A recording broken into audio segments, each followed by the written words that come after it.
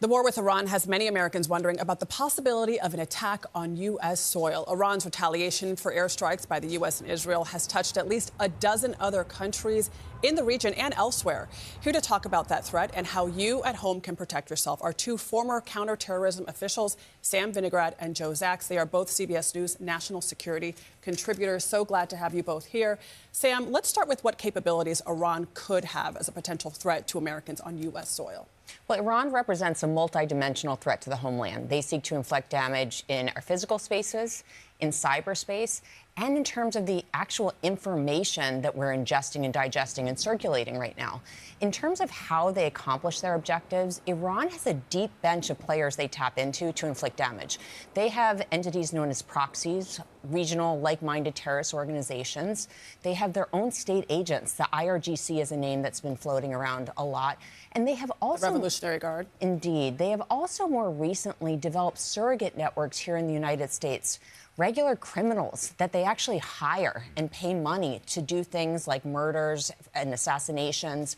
Typically, they try to tap into individuals here in the homeland from a range of nationalities that are lawfully allowed to be here and that they actually just pay money to do their dirty work. And it is a fact that law enforcement has been actively following these threat streams for decades. So our viewers should know that law enforcement is aware of the types of individuals that might be engaged in plotting and already has a lot of resources dedicated to addressing these threat streams.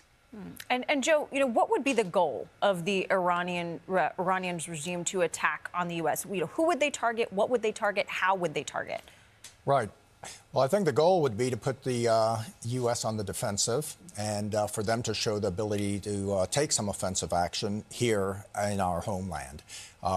Historically, they've gone after high-profile targets in the United States, and they may continue to do the same. They could look for cyber attacks, and I would be concerned about that. Denial of service attacks and possibly website defacements, those type of attacks. But as Sam mentioned previously, we are laser focused on what Iran could potentially do here in the United States. And we're not leaving this for chance and taking defensive measures of our own to ensure that we prevent such an attack. So, Sam, you mentioned that the United States, the Department of Homeland Security, our intelligence services have been preparing for something like this, a likelihood of something like this for 47 years. But you hear a lot about proxies, Iran using proxies. Break down for our viewers who these proxies are and what the risk to us here is or perhaps isn't. Proxies are, generally speaking, regional like-minded terrorist groups. Think Hezbollah, think the Houthis.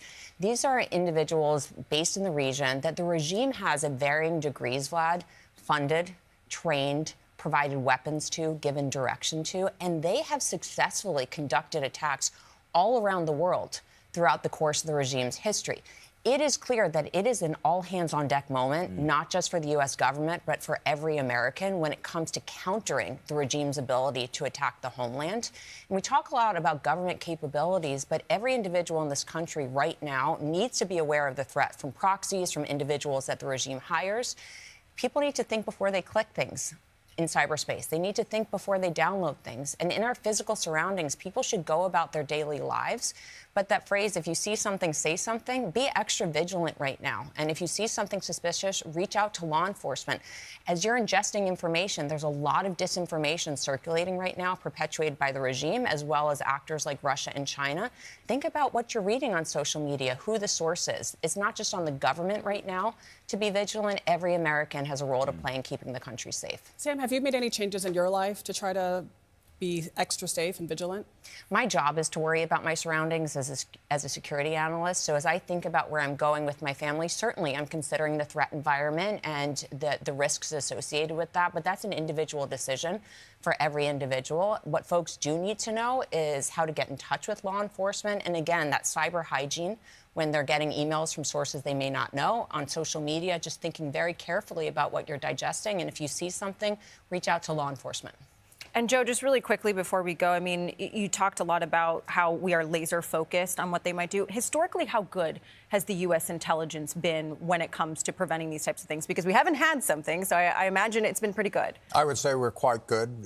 We've developed our capabilities extensively over the past 20-some years since 9/11, and this is a whole of government, whole of intelligence community approach, but that does not obviate the need to be vigilant. And I would just add to what Sam so articulately mentioned, that it also extends to Americans who are abroad. Yeah. That's a very good point. Joe Zacks and Sam Vinograd, thank you both so much.